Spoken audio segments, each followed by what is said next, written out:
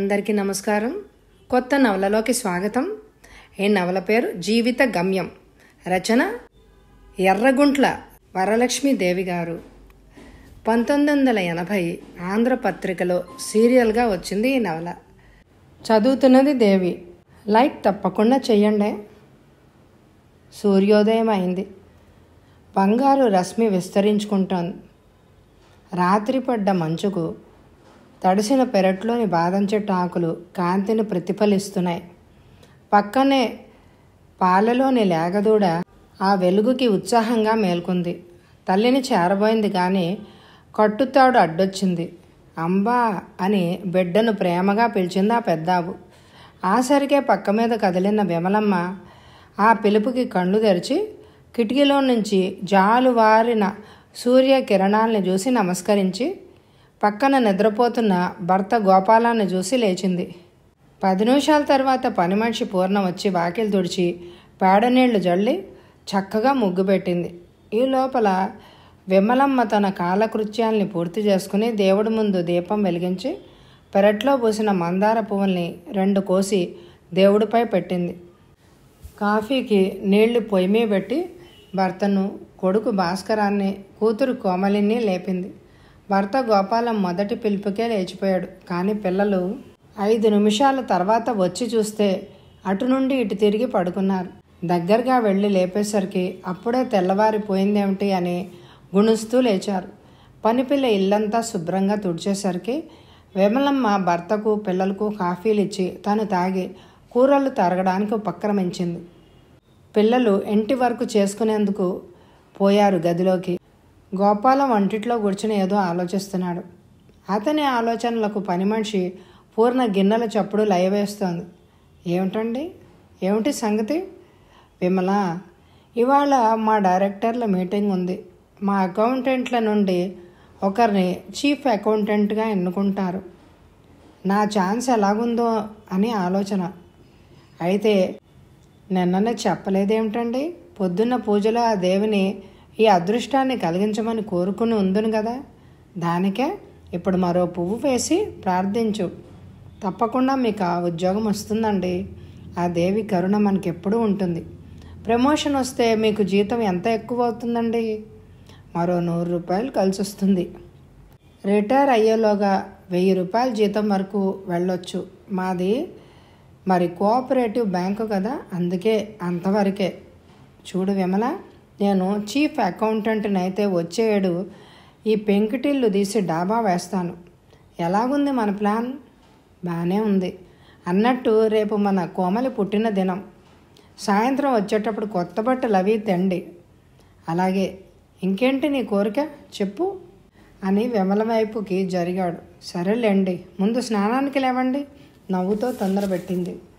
పిల్లల్ని ముస్తాబు చేసి భోజనం పెట్టి భర్తను ఆఫీస్కు, పిల్లల్ని స్కూల్కి పంపింది విమలమ్మ. వాళ్ళు వెళ్తుంటే గుమ్మం దగ్గర నిల్చుని గర్వంగా చూస్తూ తృప్తిగా నిట్టూర్చింది. ఆనాటికి కొడుకు భాస్కర్కి 15 సంవత్సరాల వయసు. స్కూల్ ఫైనల్ చదువుతున్నాడు. కూతురు కోమలి 10 సంవత్సరాలు, 6వ క్లాస్ చదువుతోంది. 2 పిల్లలు ఆరోగ్యంగా, బొద్దుగా, అందంగా ఉన్నారు. భాస్కర్ కన్నా చురుకైన స్వభావం కోమలిది. 2 తల్లికి 2 కళ్ళు. ఆ సాయంత్రం 7 గంటలకి ఆనందోత్సాహాలతో ఇంటికి తిరిగి వచ్చాడు. రాగానే చేతిలోని ప్యాకెట్లను మంచం మీద పడేసి విమలా అని కేకవేశాడు. ఆతృతగా వచ్చిన విమలమ్మను గాఢంగా కౌగిలించుకున్నాడు. విమలమ్మ చాలా సిగ్గుపడిపోయింది. అప్పుడే వచ్చిన భాస్కర్ ఆ దృశ్యాన్ని చూసి సిగ్గుపడి పక్కకి తప్పుకున్నాడు. ఏంటండి, మీ చిన్నతనం మరీ ఎక్కువైపోతోంది. ఏమైంది? నువ్వు ఇవాళ ఎంత అందంగా ఉన్నావో తెలుసా? మీ పొగడతల తర్వాత కానీ అసలు సంగతి చెప్పండి. నాకు ప్రమోషన్ వచ్చిందోయ్, చీఫ్ అకౌంటెంట్ని అయ్యాను. చాలా సంతోషకరమైన వార్త చెప్పారు. నాకు తెలుసు ఇదంతా ఆ దేవి కటాక్షమే. అంటే ఇందులో నా ప్రయోజకత్వం ఏమీ లేదంటావు? అంతేనండి, భగవంతుడి కటాక్షం తర్వాతే మన ప్రయోజకత్వం. సరే, నీ మాటే నీది. కానీ ఇదిగో విమల, నీకు జరీ చీర తెచ్చాను, బాగుందా? విమల ఆనందంతో చీర మడత విప్పి భుజం మీద వేసుకుని అద్దంలో మరీ చూసుకుని బాగుందండి అంది. మరి నా బహుమతి? పెంకిగా కళ్ళలోకి చూస్తూ అడిగాడు గోపాలం. నేనెందుకు ఇవ్వాలి? నాకు ప్రమోషన్ రాలేదుగా. చిరునవ్వుతో అంది. ఆహా, గడుసుదానివయ్యావే, మీ సహవాసం మహిమే. ద్వారం పక్క నిల్చిన భాస్కర్ని చూసింది.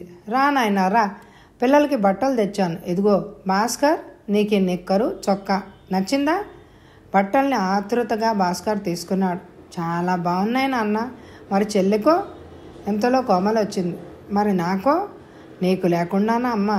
ఇదిగో నీ సిల్కు పరికిణి, సిల్కు జాకెట్టు. రేపే కదమ్మా నీ పుట్టినరోజు, అందుకే ఈ ముచ్చటంతా.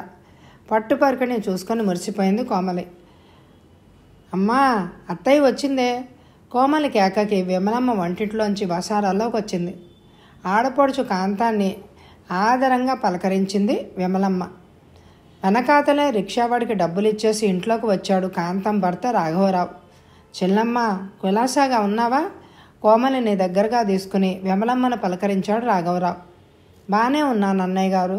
పిల్లల్ని తీసుకురాలేదేంటి? లేదమ్మా, వాళ్ళకి చదువు పోతుందని ఇంటి వద్దే వదిలొచ్చాం. బావగారు ఆఫీస్కి వెళ్ళారనుకుంటాను. అవును అన్నయ్య గారు, సాయంత్రం 6కి వచ్చేస్తారు. కాంతం వదిన, స్నానం చేస్తావా లేక చేసే వచ్చావా? లేదు వదిన, తెల్లారగట్ట బండి కదూ, అలాగే వచ్చేసాం. అయితే ఉండండి, వేడి నీళ్లు పెడతా. వద్దమ్మా, నాకు వేడి నీళ్ళు అంతగా ఇష్టముండవు. నూతికి వెళ్ళే స్నానం చేస్తా. కాంతం ముందు స్నానం చేసి వచ్చి విమలమ్మకు సహాయం చేయడానికి వంటిట్లోకి వెళ్ళింది. విమల మాట్లాడుతుందే కానీ ఆలోచనలు వేరుగా ఉన్నాయి. ఏ ఉత్తరం లేకుండా హఠాత్తుగా ఆడబిడ్డ కాంతం ఆమె భర్త వచ్చినందుకు కారణమేంటో ఊహించలేకపోయింది. రాఘవరావు ఎలమంచలిలో చిన్న వ్యాపారం చేస్తున్నాడు. కాస్త భూమి కూడా ఉంది. సొంత ఇల్లుంది. దర్జా మనిషి. అర్జన కన్నా ఖర్చు ఎక్కువగా చేస్తూ ఉంటాడు. పైగా స్త్రీ వ్యామోహం ఉంది. వీటి వల్ల ఆర్థిక ఇబ్బందులు అప్పుడప్పుడు కలుగుతూ ఉండేవి. కాంతం భర్త ఏం చెప్తే అది చేసే సాధువు. మంచైనా చెడైనా ఎదురు చెప్పే స్వభావం కాదు ఆమెది. రాఘవరావుకి 2 కొడుకులు, 2 కుమార్తెలు. పెద్ద కొడుకు శేఖర్ PUC చదువుతున్నాడు. చాలా తెలివైనవాడు. తర్వాతది అమ్మాయి 8వ క్లాస్ చదువుతోంది. తతిమ 2 చిన్నవాళ్ళు. వాళ్ళిద్దరికీ తల్లి దగ్గర కన్నా నాయనమ్మ దగ్గర చనువు ఎక్కువ. రాఘవరావు భోంచేసి మధ్యాహ్నం కునుకు తీసి సాయంత్రం గోపాలం వచ్చేసరికి బాగా ముస్తాబై విలాసంగా సిగరెట్ కాలుస్తూ కుర్చీలో కూర్చున్నాడు. హలో బావగారు, ఎప్పుడూ రాక? అంతా కులాసయ్యానా? గోపాలం ఆప్యాయంగా పలకరించాడు. అంతా క్షేమమే. మీ చెల్లెలు వచ్చింది. లోపల నుంచి కాంతం వచ్చింది. అలాగా? ఏం కాంతం, బాగున్నావమ్మా? పిల్లల్ని తీసుకురాలేదే? అంతా బాగున్నాం. పిల్లలకి చదువు పోతుందని తీసుకురాలేదు. విమలమ్మ భర్త కాఫీ తెచ్చిచ్చింది. గోపాలంకు ఒక అన్న బలరాం, ఒక చెల్లెలు కాంతం ఉన్నారు. అన్న రాజాంలో టీచర్. గోపాలంకు చెల్లెలంటే ఎంతో అనురాగం. గోపాలం జాగ్రత్త మనిషి. తనకున్నందు నిలబెట్టుకుంటున్నాడు. అతడి తండ్రి ఆ ఇంటిని 2 భాగాలుగా చేశాడు. గోపాలానికి 1, బలరాంకి 1 చెరో భాగం ఇచ్చాడు.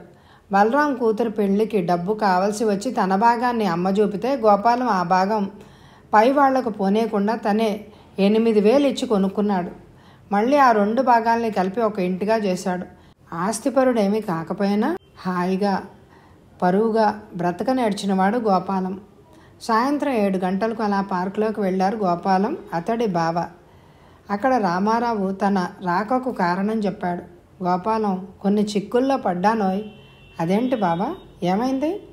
వ్యాపారం అంత సవ్యంగా జరగలేదు.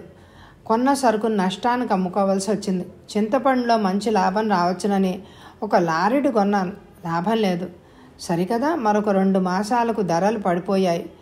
అమ్మకుండా ఉంచుదామంటే సరుకు పురుగులు బట్టి పాడవుతుందని త్వరగా నష్టానికే అమ్ముకున్నాను. ఈ సంవత్సరం అదే మహిమో కానీ తలపెట్టిన కార్యం ఏది సానుకూలం కావడం లేదు. 3 నెలల కిందట బొంబాయి నుంచి ఎవడో బట్టల ఏజెంట్ వస్తే చవకగా ఉన్నాయని 4,000 రూపాయల చీరల్ని తెప్పించాను. వెధవ మోసం చేశాడు. అదంతా కొట్టుచీకుడు బట్ట, నాసిరకం. పైగా చూపించిన శాంపిల్స్కి పంపించిన చీరలకి పొత్తే లేదు. తర్వాత ఆ ఏజెంట్ కనిపిస్తే ఒట్టు. అందులో 1,500 నష్టపోయాను. ఇదిగో ఆ సరుకు గ్రామంలో బట్టల కొట్టుకి అమ్మేసరికి నా తల ప్రాణం తోక్కొచ్చింది. బాగుంది. రోజులు బాగుండే వరకు కాస్త నింపాదిగా ఉండడం మంచిది కాదు? అలాగే అనుకుంటున్నాను, కానీ ఏదో ఒక వ్యాపారం చేయాలి కదా. ఊరికే తిని కూర్చోలేను. అందుకే పెద్ద ఎత్తున వ్యాపారం చేయడం మానుకొని ఇప్పుడున్న అప్పుల్ని తీర్చేసి ఒక చిన్న ఇంగ్లీష్ మందుల షాప్ పెట్టుకుందాము అని అనుకుంటున్నాను. దానికి నీ సహాయం కావాలి. నేనేం సహాయం చేయగలను బావా? నా సంపాదన అంతంత మాత్రమే. అమ్మమ్మ అలా అనకు. నువ్వు 6,000 సహాయం చేస్తే ఓ మందుల షాప్ పెడతాను. మందుల షాప్లో నష్టపోవడం అన్నదే ఉండదు. డబ్బు లేని వాడైనా చచ్చిపోతున్న వాడైనా సరే అప్పో సొప్పో చేసి మందులు కొని తీరవలసిందే. ఓ సంవత్సరం తిరిగేసరికి నీ డబ్బు వడ్డీతో సహా ఇచ్చేస్తాను. చంపేశావు. నా దగ్గర డబ్బే లేదే. మందంటే జ్ఞాపకానికి వచ్చింది. పిల్లలకు 2 రోజుల నుంచి కాస్త జ్వరం దగ్గుగా ఉంది. అందుకే స్కూల్కి వెళ్ళడం లేదు. దుకాణాలు కట్టేయక ముందే ఆ మందులు కొనుక్కొని వెళ్ళాలి. పద బావా. ఇద్దరూ లేచారు. పార్కులోంచి బజారు వైపు వెళ్ళాడు. అప్పటికి ఆ సంభాషణ జరిగింది. నిజానికి చింతపండు వ్యాపారంలో ఆ డబ్బంతా పోలేదు. గత సంవత్సరం అనకాపల్లిలో ఒక నాటకం చూశాడు రాఘవరావు. అందులో హీరోయిన్ పద్మరాణి రాఘవకి నచ్చింది. మరో నాటకానికి బుక్ చేసే నిమిత్తం ఆ మర్నాడు ఆమెను కలుసుకున్నాడు. అమ్మాయికి అందంతో పాటు వినయం విధేయత ఉట్టిపడుతూ ఉంటే ముచ్చటపడి తన కోసమే బుక్ చేశాడు. ఆ రాణికి సినిమాల్లో వేషాలు వేయాలని పుట్టినాటి నుండి కోరికగా ఉందిట. రాఘవరావుకి తన ఊరి నుండి మద్రాసు వెళ్ళి ప్రస్తుతం సినిమా స్టూడియోల్లో పనిచేస్తున్న వెంకటస్వామి తెలుసు. హుషారుగా ఓనాడు ఇదే మాటను తన రాణితో చెప్పాడు. అంతే. అప్పటి నుండి మద్రాసు తీసుకెళ్లమని, ఆ దేవదూత వెంకటస్వామి దర్శన భాగ్యం కలిగించమని మారం చేయడం మొదలుపెట్టింది. అర్జెంటుగా మద్రాసు వెళ్ళాలని, అక్కడ పట్టుబట్టలు అతి చవకని వాటిని కొని తెస్తానని ఇంట్లో చెప్పి రాఘవరావు డబ్బు బాగా తీసుకుని అందమైన కాబోయే సినీ నాయకి పద్మరాణిని తీసుకొని మద్రాసు వెళ్ళాడు. అదేం మాయో కానీ మద్రాసులో సినీ ఫీల్డ్లో కనిపించిన ప్రతి పెద్ద మనిషి సినిమాల్లో వేషాలు ఇప్పించడం చిటికలో జరిపిస్తాను అన్నాడే కానీ రకరకాలైన వ్యక్తుల్ని వెంకటస్వామి ద్వారా కలిశారు. కొందరు టెస్టులకు రమ్మంటే కాబోయే నటీమణి వెళ్ళింది. రాత్రి టెస్టులు మాత్రం బాగానే జరిగాయి కానీ ఫలితం లేకపోయింది. జేబులో 100 రూపాయలు ఉన్న పెద్ద మనిషి ఎవడైనా పాండీ బజార్లో కానీ ఆళ్వార్ పేటలో కానీ పచారులు చేస్తున్నాడు అంటే వాడు కాబోయే ప్రొడ్యూసరో డైరెక్టరో అయి తీరుతాడు. వాడు ఆఖరికి పిక్చర్ తీయలేకపోవచ్చు కానీ అంత హంగామా చేసేస్తాడు. ఇలాంటి చాలామందిని కలిసి వారు తీయబోయే పిక్చర్లో హీరోయిన్గా ఊహించుకొని రాణి తెగ సంబరపడిపోయింది. ఆఖరికి తీయబోయే వాళ్ళని వదిలేసి తీస్తున్న ప్రొడ్యూసర్లని డైరెక్టర్లని కలవడం మొదలుపెట్టాడు రాఘవరావు పద్మరాణి. ఎట్టకేలకు అప్పలనాయుడు అనే ప్రొడ్యూసరు 1000 రూపాయలు రాఘవరావు దగ్గర అప్పుచ్చుకుని తన లాడ్జీలో రాణిని రిహార్సల్స్ కని ఓ వారం ఉంచి ఒక చిన్న వేషం ఇచ్చాడు. సరైన ట్రైనింగు హావభావ ప్రకటనలో ఇవ్వాలని ఆ అభ్యుదయ నవీన ప్రయోగ దర్శకుడు మార్తాండరావు తన బస్సులో మరో వారం ఉంచుకొని సరైన శిక్షణ ఇచ్చాడు. మొట్టమొదట ఆమె పేరును మార్చేశాడు. అప్పటికి పద్మరాణి మొత్తుకుంది తన అసలు పేరు పోలమ్మని. నాటకాల్లో వేషం కట్టినప్పుడు మొట్టమొదట బుక్ చేసిన ఆయన వేషంతో పాటు పేరును కూడా పద్మరాణిగా మార్చేశాడు అని చెప్పింది. చిచి, అసలు సినిమాకే ఈ పేరు పనికిరాదు.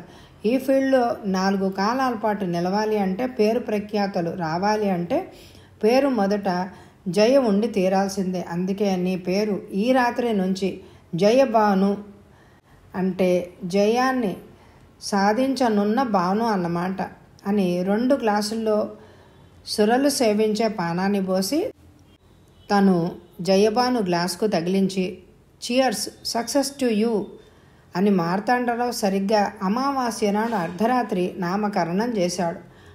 మరో మాట, నువ్వు కాస్త ఒళ్ళు తగ్గించుకోవాలి అని సలహా ఇచ్చాడు. దానికేం లేండి, నేను ఒళ్ళు దాచుకోవడం లేదుగా.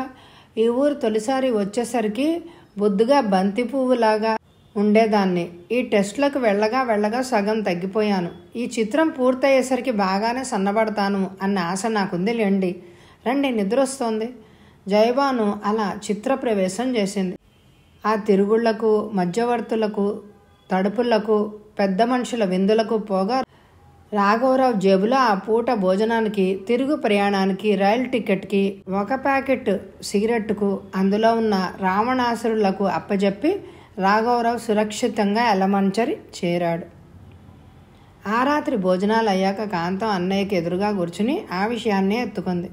ఆవిడ పక్కనే కూర్చున్న విమలమ్మ తమలపాకులకు సున్నం రాసి భర్తకు అందిస్తోంది. రాఘవరావు సిగరెట్ తెచ్చుకునేందుకు బజారుకి వెళ్ళాడు. అన్నయ్య, మేము చాలా ఇబ్బందుల్లో ఉన్నాం. నువ్వు ఎలాగైనా ఆదుకోకపోతే మా పరువు బజారున పడుతుంది. ఏమైందని అంత గాబరా పడుతున్నావు కాంతం? మా బావగారికి ఇలా చిక్కుల్లో పడ్డం అలవాటేగా. మునుపు బయటపడ్డట్టు ఇప్పుడు పడతాడులే, నువ్వేం భయపడకు. ఆయన కావాలని డబ్బేం తగలయ్యరు.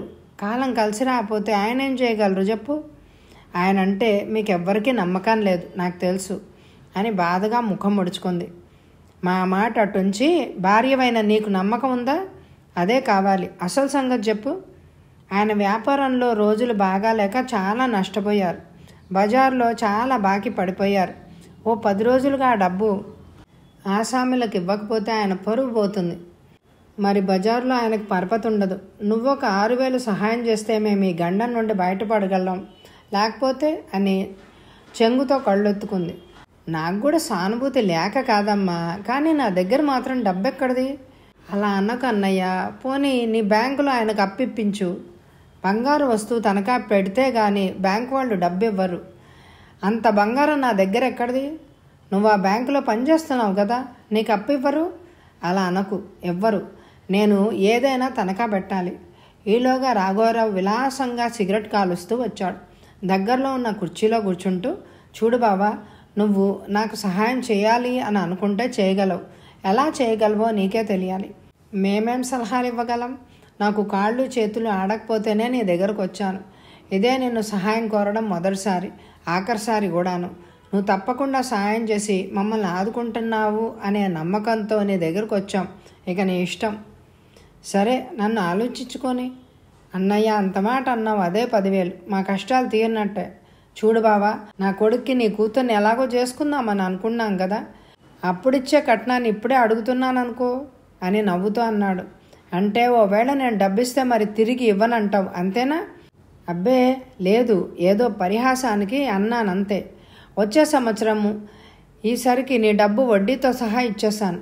అన్నయ్య గారు, మరి మీ పెద్దవాడికి మా కోమలిని చేసుకోరు? అదేంటమ్మా, మీరు కట్నం ఇచ్చినా ఇవ్వకపోయినా కోమల్ని మా ఇంటి కోడలు అవి తీరుతుందమ్మా అని రాఘవరావు హామీ ఇచ్చేశాడు. ఆ రాత్రి గోపాలం గదిలో పడుకునేటప్పుడు భార్యను అడిగాడు. విమల, మా చెల్లెలు బావ డబ్బిస్తే కానీ మనల్ని వదిలేటట్టు లేరు. ఏం చేయను?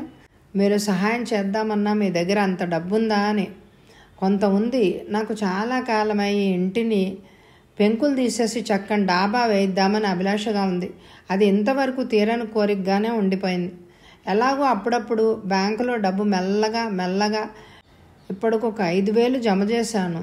ఈ ఏడాది మరొక 1,000 కూడితే మొత్తం 6,000 పెట్టి పై ఏడాదికి డాబా వేయొచ్చు అని అనుకున్నాను. ఇప్పుడు ఈ అవాంతరం వచ్చి పడింది. మీ బావగారు ఇన్నాళ్ళు ఏ ఒడిదుడుకులు పడ్డా తనే సర్దుకొని పోయేవాడు, కానీ మిమ్మల్ని ఒక్క పైసా కూడా అడగలేదు. పైగా మీ చెల్లెలు చాలా ఇబ్బందుల్లో ఉన్నారు అని అంటోంది. ఆలోచించండి. దాని మాటకేంలే, అదొక వెర్రి బాగుంది. దాని మొగుడు కృష్ణుడు లాంటి వాడైనా అపర శ్రీరాముడు అంటుంది. ఆ విశ్వాసాన్ని అలసుగా తీసుకొని మా బావ స్వేచ్ఛగా విలాసం గడుపుతున్నాడు. డబ్బును దుబారా చేస్తున్నాడు. పిల్లలు నలుగురు ఎదుగొస్తున్నా బొత్తిగా జ్ఞానం రాలేదు. ఇప్పుడు అప్పులన్నీ తీర్చేసి చిన్న మందుల షాప్ పెట్టుకుని బుద్ధిగా కాలక్షేపం చేస్తాడు అని అంటున్నాడు. ఏది నమ్మాలో ఏది నమ్మకూడదో తెలియడం లేదు. వాళ్ళు ఎలాంటి వాళ్ళైనా ఇప్పుడు ఇబ్బందుల్లో ఉన్నారని నాకు అనిపిస్తోంది. ఏమాత్రం వీలున్నా సాయం చేయండి. విమల, నా దగ్గరున్నది బ్యాంకులో ఉన్న 5,000, అది తీసి ఇవ్వాలి. ఆ డబ్బు ఇచ్చేస్తే మరి వచ్చేయడో డాబా వేయడం కుదరదు. అతను సంవత్సరంలోగా తిరిగిచ్చేస్తా అన్నాడు కదా. అన్నాడు, కానీ మాట నిలకడుందా అని నా సందేహం. అదేం మాట అండి? అతను ఎలాంటి వాడైనా కాంతం నిజాయితీ మనకు తెలీదా? సరే పడుకో, రేపు చూద్దాం. ఆ మర్నాడు గోపాలం ఆఫీస్కి వెళ్ళి సేవింగ్స్ బ్యాంకులో ఉన్న 5,000 తీశాడు. గోపాలం ఆ రాత్రి భోజనాల అనంతరం అందరూ వసారులో సమావేశమైనప్పుడు ఆ డబ్బును రాఘవకు అందజేశాడు. బావా, నేను ఇన్నాళ్ళు సర్వీస్లో కష్టపడి మిగిల్చింది ఈ 5,000 మాత్రమే. ఈ 5,000 పెట్టి వచ్చే సంవత్సరం ఇంటికి డాబా వేయాలని ఎన్నాళ్ళ నుంచో కలలు కంటున్నాను. అందుచేత నువ్వు ఈ డబ్బును వీలైనంత త్వరగా తిరిగి ఇవ్వాలి. నీ కష్టానికి నేను చేయూతనిస్తున్నాను కనుక నువ్వు నా అవసరాన్ని గుర్తుంచుకోవాలి. నువ్వు కోరిన 6,000 ఇవ్వలేకపోతున్నాను. 5,000 ఇవ్వగలుగుతున్నాను. మిగతా 1,000 నువ్వు ఎలాగో సర్దుకోవాలి. గోపాలం, నువ్వు అంతగా చెప్పాలా? సంవత్సరం తిరగకుండా నీ డబ్బు నేను వడ్డీతో సహా తిరిగి ఇచ్చేస్తా. నాకెందుకు బావా వడ్డీ, అసలు ఇవ్వు చాలు. అలా అనకు. బ్యాంకులో ఈ డబ్బుంటే 100కి 5 వడ్డీ వస్తుంది కదా, ఆ వడ్డీ నేను ఇస్తాను. నువ్వు నష్టపోకుండా, అదే న్యాయం. చెల్లమ్మ, తెల్ల కాగితం ఒకటితే అమ్మ. ఒత్తికి ఒక పుస్తకం కూడా ప్రామిసరీ నోటు రాసిస్తా. ఎందుకు బావా రాతలు కోతలు? నీపై నాకు ఆ పాటి నమ్మకం ఉందిలే. అలా వీలు పడదు. డబ్బు స్వల్పంగా లేదు కనుక రాసుకోవడం మంచిదే. రాఘవరావు చాలా నిజాయితీతో 5,000కు ప్రామిసరీ నోటు రాసి గోపాలానికి ఇచ్చాడు. గోపాలం ఆ నోటును ఒత్తుకు తెచ్చిన పుస్తకంలో పెట్టి ఆ పుస్తకాన్ని టేబుల్ మీద ఉంచాడు. తర్వాత బీరువాలో పెట్టుకుందామని కాంతం ఆనందంతో అన్నా వదినలకు తన కృతజ్ఞతలు చెప్పుకుంది. బావా, నీ మేలు మర్చిపోను. చెల్లమ్మ, వెళ్ళొస్తా. కోడలి పిల్ల, మా ఇంటికి ఎప్పుడొస్తావు అని అందరికీ వీడుకోలు చెప్పి రాఘవరావు మొన్నాడు భార్య సమేతుడై ఎలమంచలికి వెళ్ళిపోయాడు. మన కోమలికి మీ చెల్లెలు కాంతం పెద్ద కొడుకు శేఖర్కి ఇచ్చి పెళ్లి చేస్తే బాగుంటుంది కదండి? చాలా బాగుంటుంది. ఆ అబ్బాయి చాలా తెలివైన వాడని విన్నాను. క్లాస్లో ఫస్ట్ వస్తుంటాడట. చక్కగా ఉంటాడని కూడా విన్నాను. చూడు విమల, మన కోమలికి వయసు 10 సంవత్సరాలు, శేఖర్కి 16 సంవత్సరాలు. ఇంకా మరో 10 ఏళ్ళు గడిస్తే కానీ పెళ్లి ప్రస్తావన ఉండదు కదా. ఇప్పుడు ఎందుకు ఇవన్నీ? నిద్ర వస్తోంది, హాయిగా పడుకో. నాకు మన పెళ్లి ముచ్చట్లే ఇంకా తీరలేదు. మన పిల్లలకి పెళ్ళి ఏమిటప్పుడే? అలా కాదండి, మనం మొదటి నుంచే ఒక ఉద్దేశం పెట్టుకోవాలి. నేను అడిగితే కాంతం ఒప్పుకుంది. కాంతం మన కోమల్ని 1 నిమిషం వదిలేదే కాదు. వెర్రిదానా, ఈ చిన్ననాటి ముచ్చట్లు పెద్దయ్యాక ఉండవు. అప్పుడు కట్నాలు మాట్లాడతారు. అప్పుడు ఈ అనుబంధాలు బాంధవ్యాలు ఏమీ ఉండవు. మా రాఘవరావు బావ అంత తిన్ననైన వాడు కాదు. ఒకవేళ చేసుకున్న 10,000 పుచ్చుకుంటే కానీ ఒప్పుకోడు. నీకు తెలుసు కదా, నేను పైసా కట్నం ఇవ్వదలుచుకోలేదు, పుచ్చుకోదలుచుకోలేదు. మీ బావగారి సంగతి నాకు తెలియంది కాదు, కానీ మా వదిన మాత్రం చాలా మంచి మనిషి. కట్నాల్ని కానుకల్ని ఆశించే మనిషి కాదు. సరే, ఒప్పేసుకున్నానుగా. మన కోమల్ని 10 సంవత్సరాల తర్వాత అప్పటికి ఇంజనీరుగా పనిచేసే శేఖర్కిచ్చి వివాహం చేయడానికి పెద్దలు 10 సంవత్సరాల ముందే నిర్ణయం తీసుకోవడం అయింది. తర్వాత మన భాస్కర్ పెళ్ళి నిశ్చయం చేసేసాయి. పనిలో పని అయిపోతుంది. మా అన్నయ్య కూతురు 3వది సరోజ లేదు, దానికిచ్చి చేద్దాం. మనం ఎలాగూ కట్నాలు పుచ్చుకోము. మా అన్నయ్య ప్లేడర్ గుమాస్తా కనుక ఎలాగూ ఇచ్చుకోలేడు. అందుకే సరిపోతుంది. సరోజ అందమైంది, మన కోడలైతే బాగుంటుంది. ఏమంటారు అంది. సరే, అలాగే చేద్దాం. ఈ విధంగా పుణ్యం పురుషార్థం కలిసి వస్తాయి. ప్రస్తుతానికి నాకు చాలా చలిగా ఉంది. లేచి దుప్పటి తెచ్చుకునే ఓపిక లేదు కనుక మరి కాస్త దగ్గరగా రా. నాకు తెలుసండి మీ ఎత్తులు మీరును.